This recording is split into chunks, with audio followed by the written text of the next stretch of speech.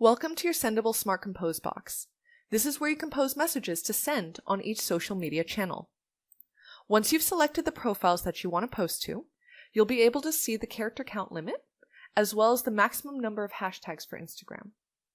To help you make your post pop, you have the option to upload images, videos, and gifs from your computer, from a URL, or from cloud-based services if you are on a specific plan. The media library lets you access all your previously uploaded visual content.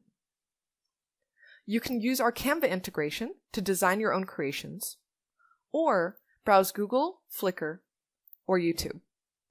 Once you've made your choice, click into each profile to customize the copy, and use our image editor to perfect images that will suit each platform. With Instagram business profiles, you'll be able to directly post to the platform and geotag your location to improve discoverability. You can also include a first comment with hashtags to boost your reach.